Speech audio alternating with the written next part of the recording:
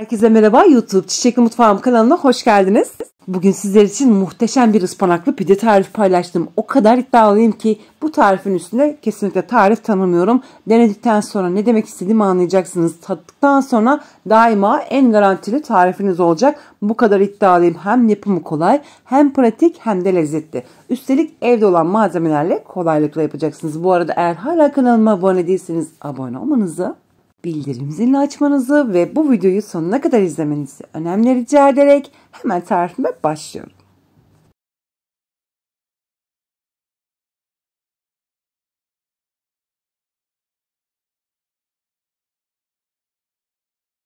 Ispanaklı pide tarifim için 1 paket kuru maya, 1 tatlı kaşığı tuz, 1,5 bardak su ilavesi yaptım.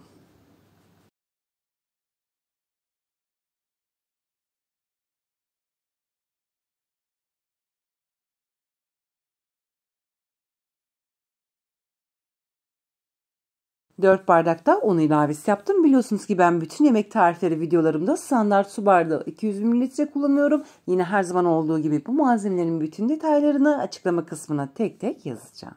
Hiç düşünmeden gönül rahatlığıyla bu pide tarifini deneyin. Gerçekten de yemelere doyamayacağınız incecik hamuruyla ve de çıtır çıtır olmasıyla fark yaratan muhteşem bir pide yapacaksınız.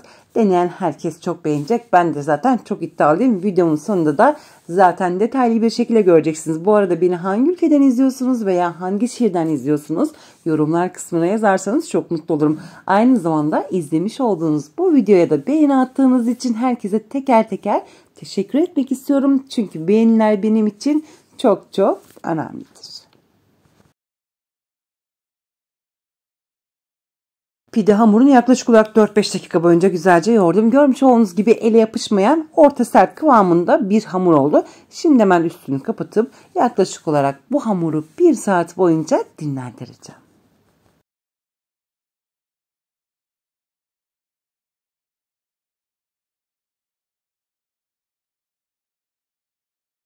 Pide hamuru dinlenirken ben de şimdi hemen hızlı bir şekilde iç malzemesini de hazırlamaya başlıyorum. Toplamda 1 kilogram ıspanak kullanacağım. Ispanakları küçük küçük doğrayacağım. Ardından da 1 tane soğan kullanacağım. Yine soğanları küçük küçük doğruyorum.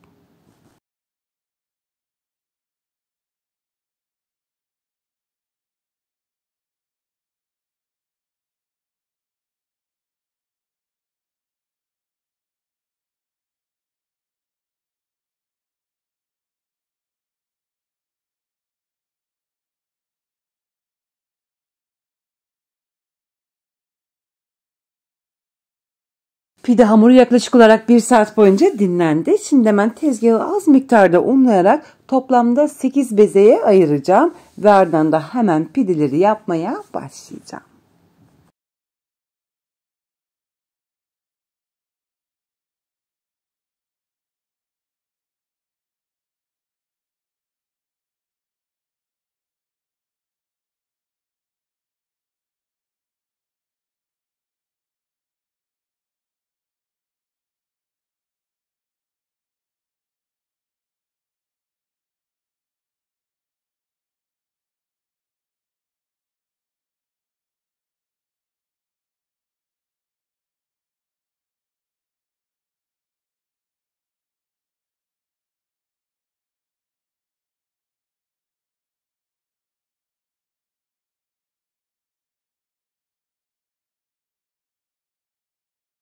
Bezelerin tamamını hazırladıktan sonra hemen şimdi üstünü kapatıp yine bir 10-15 dakika boyunca dinlendireceğim. Ardından da hemen seri bir şekilde açıp pişirmeye başlayacağım.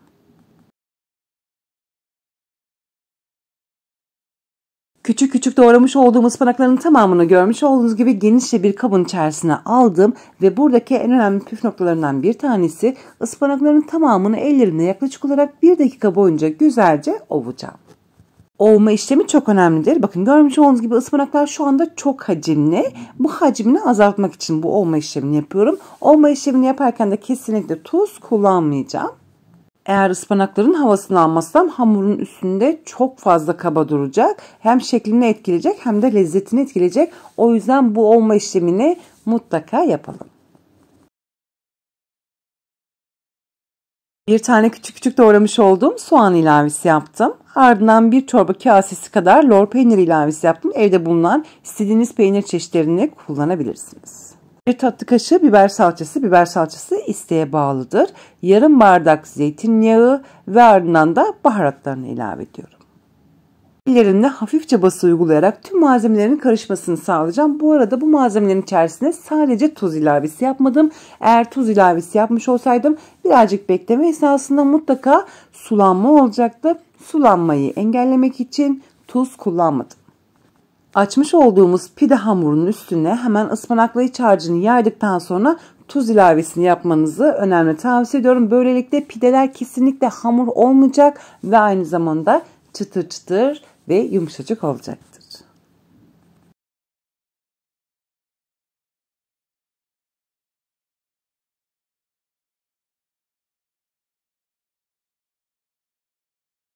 Pide hamurunun toplamda 8 eşit bezeye ayırmıştım ve şimdi hemen hazırlamış olduğum iç harcı da 8 eşit bezeye ayırıyorum.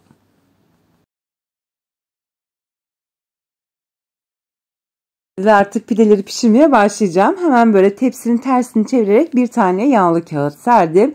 Ve artık toplamda 15 veya 20 dakika boyunca dinlenen bezeleri de açmaya başlıyorum. Kullanacağım tepsinin arka tarafı büyük olduğu için ben arka tarafını kullanacağım. Eğer sizin iç tarafı büyükse iç tarafını kullanabilirsiniz. Biraz sonra zaten detaylı bir şekilde göreceksiniz. Bu arada hızlı bir şekilde hemen ben bezeleri açmaya başlayacağım. Sizlere biraz sonra nasıl açtığımı ve sizlere şimdi hemen hamuru nasıl açtığımı da göstermek istiyorum. O kadar güzel bir hamur ki görmüş olduğunuz gibi merdaneyi değdirdiğim anda hemen büyümeye başlıyor. Sadece ileri ve geri hareketleriyle saniyeler içerisinde hamuru büyüteceksiniz. Bakın görmüş olduğunuz gibi bu işlemleri kolaylıkla yapıyorum.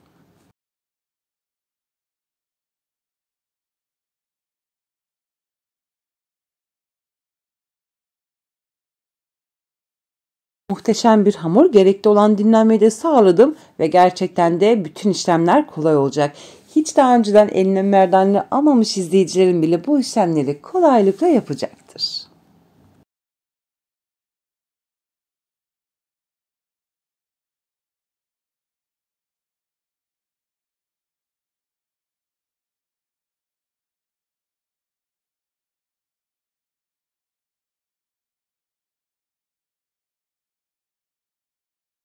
Ben biraz sonra sizlere kenarını nasıl katladığımı detaylı bir şekilde göstereceğim. Ama burada tepsiye dikkat çekmenizi önemli istiyorum. Çünkü görmüş olduğunuz gibi arka tarafı daha geniş olduğunu düşündüğüm için arka tarafıyla pişireceğim. Eğer isterseniz iç tarafıyla da pişirebilirsiniz. Buradaki tercihi tamamen size bırakıyorum.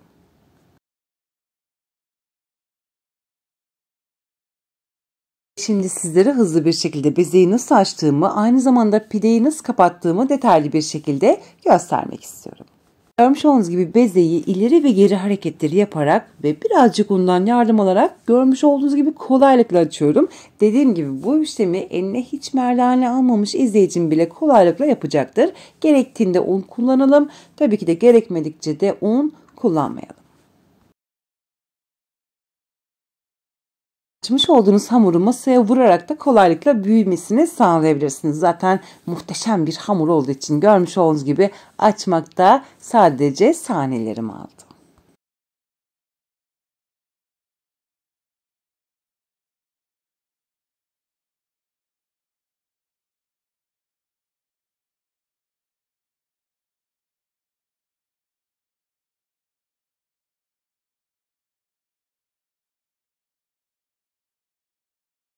Uzunlamasına görmüş olduğunuz gibi tepsiye hemen hamuru serdikten sonra bol miktarda iç harcından koyup hemen kenarlarını katlamaya başlıyorum. Pidenin kenarları kuru olmaması için mutlaka sıfır kenar uygulayalım. Bakın görmüş olduğunuz gibi kenarlara da güzel bir şekilde, eşit bir şekilde ıspanakları dağıttım. Zaten iç harcı da bol olacak. Bu nedenle pidemiz hem yumuşacık olacak hem de çok lezzetli olacak.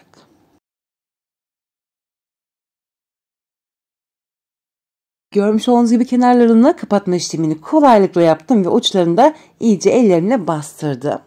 Bakın gerçekten de bu işlem çok kolay. Dediğim gibi hiç daha önce mutfağa girmemiş izleyicim bile bu işlemleri kolaylıkla yapacaktır.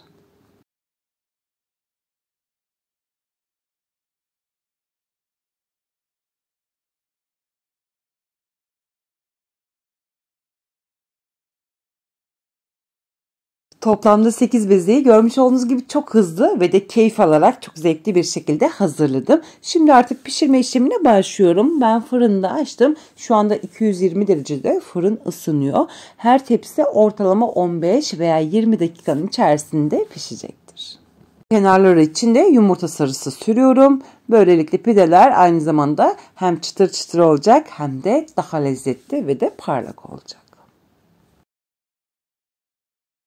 Pidelerin tamamen pişmesine son 2 veya 3 dakika kala tepsiyi fırından çıkarttım. Tam çıkartmanıza gerek yok. Zaten bu işlemleri fırının içerisinde de yapabilirsiniz.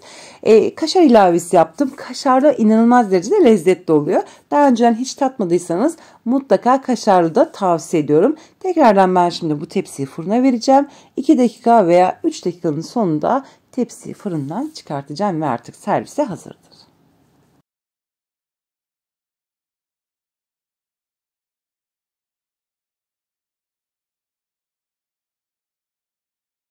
Ve ilk tepsi pide fırından çıktı. Hemen ikinci tepsiyi de arkasına verdim. Gerçekten de pideler inanılmaz derecede güzel oldu. Hem rengi görmüş olduğunuz gibi şahane oldu. İncecik oldu ve de çıtır çıtır oldu. Şimdi servise etmeden önce kenarlarını da tereyağıyla yağlayıp hemen servisini yapacağım. Benim en sevdiğim tariflerimden bir tanesidir. Yerken ıspanağın tadını doyasıya alacaksınız ve hamur incecik olduğu için, çıtır çıtır olduğu için de yemelere doyamayacaksınız. Benim en sevdiğim tariflerimden bir tanesidir. Sizler de gönül rahatlıkla deneyebilirsiniz. İçinin bol olması da çok çok önemlidir. Vermiş olduğum hamur oranı ile ıspanak oranı tamdır. Bu şekilde sizler de gönül rahatlığıyla yapın. Eminim çok çok beğeneceksiniz. Eğer pidenizin yumuşak olmasını istiyorsanız pideleri üst üste koyarak yaklaşık olarak bir 5 dakika boyunca dinlendirin. Bir bez sarın. Ardından da servisini yapabilirsiniz. Eğer benim gibi çıtır seviyorsanız hemen fırından çıkartıp birazcık 2-3 dakika dinlendikten sonra hemen servisini yapabilirsiniz.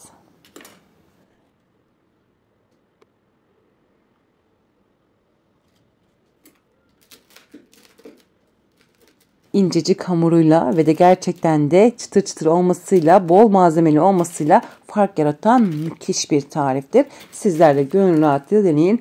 Eminim deneyen herkes bu tarife bayılacak ve de daima yapacağınız garantili bir tarif olacaktır. Şimdi tadına da baktım. Gerçekten de 10 numara olmuş. Ispanağın lezzetini doyasıya şu anda tadıyorum. Gerçekten de denemeye değer müthiş bir tariftir. Dediğim gibi eğer pidelerin yumuşak olmasını istiyorsanız üst üste koyup bir bezle sarıp bir 5 dakika dinlendirmeniz yeterlidir. Ardından da servisini yapabiliriz. Ben de böylelikle bir videomun da burada sonuna geldim. Beni izlediğiniz için çok teşekkür ediyorum. Umarım bu videomda bu tarifimi de beğenmişsinizdir. Sizlerden gelecek olan mesajları sabırsızlıkla bekleyerek şimdilik vedalaşıyorum. Bu arada izlemiş olduğunuz bu videoyu da beğendiğiniz için herkese teker teker teşekkür etmek istiyorum. Yarın yeni videomda tekrar görüşmek dileğiyle. Hoşçakalın.